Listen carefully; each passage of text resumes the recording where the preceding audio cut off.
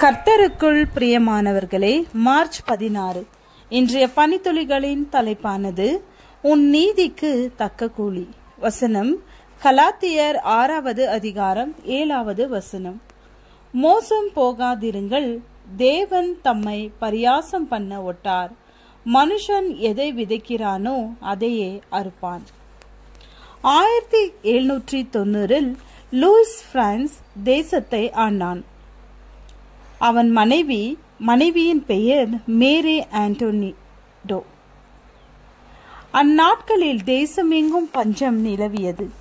அதுதான் பிரான்ஸ் தேசத்தில் புரட்சி ஏற்பட காரணமானது. ராணி மேரி ஓர் ஆடம்பர நங்கையாவாள். மிகவும் பகட்டான ஆடைதான் உடுத்துவாள். ஒருமுறை உபயோகித்த உடுப்புகளை பின்பு உபயோகிப்பது இல்லை. ராஜ தர்பாரில் சாப்பிடும் ஆகாரமும் மிகவும் உயர்ந்தது. ஒரு நாள் கூட ஆகாரத்தில் எந்த குறைவும் இருக்கக்கூடாது.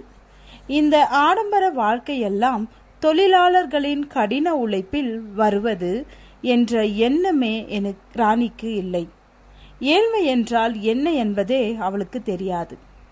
பஞ்சம் அதிகரித்து கொண்டே இருந்தது. ஏராளமான தொழிலாளர்கள் அரண்மனை முற்றத்தில் ஒவ்வொரு நாளும் முறையிட்டு கொண்டிருந்தார்கள். தொழிலாளர்கள் இட்ட கூக்குரல் ராஜாவின் காதிலே, ராணியின் காதிலோ படவில்லை.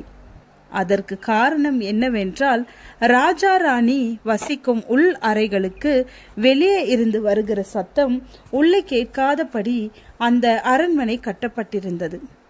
அநேக நாட்கள் சென்ற பின் கூக்குரல் அதிகரிக்கவே, ஏன் இந்த சத்தம் என்று ராணியார் விசாரித்தாள். அதற்கு பஞ்சம் அதிகமாகிவிட்டது, சாப்பிட ரொட்டி கூட இல்லை என்றார்கள்.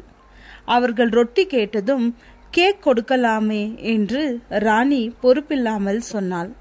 அவர்களை விசாரித்து அந்த பஞ்சம் தீரும் வரை எளியோர்க்கு நடவடிக்கை எடுக்காமல் ராஜாவிடம் அதை தெரிவித்து அதற்கு தீர்வும் காணவில்லை.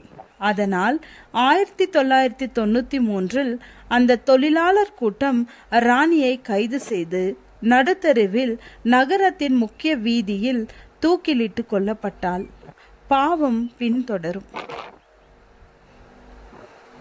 எது பாவம்? ஆதலால் ஒருவன் நன்மை செய்ய அறிந்தவனாயிருந்தும் அதை செய்யாமற் போனால் அது அவனுக்கு பாவமாயிருக்கும்.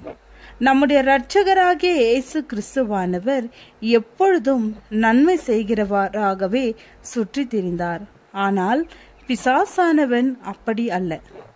தெளிந்த புத்தியுள்ளவர்களாயிருங்கள், விழித்திருங்கள்.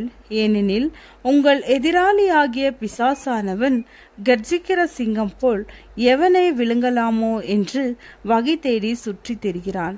அதனால் தான் பாவம் செய்கிறவன் பிசாசினால் உண்டாயிருக்கிறான்.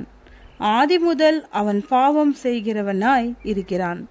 நன்மைகள் செய்வதே மேன்மையானது. நீ நன்மை செய்தால் மேன்மை இல்லையோ? நீ நன்மை செய்யாதிருந்தால் பாவம் வாசற்படியில் படுத்திருக்கும். நன்மைகள் செய்வதினால் என்றென்றைக்கும் நிலைத்திருப்போம்.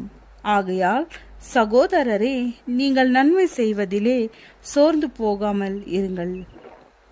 ஜெபம். நாங்கள் குறிப்பு பறிந்து தேவையுள்ளவர்களுக்கு செய்ய வேண்டிய உதவியை செய்ய அன்பு உள்ளம் தாரும். ஆமேன்.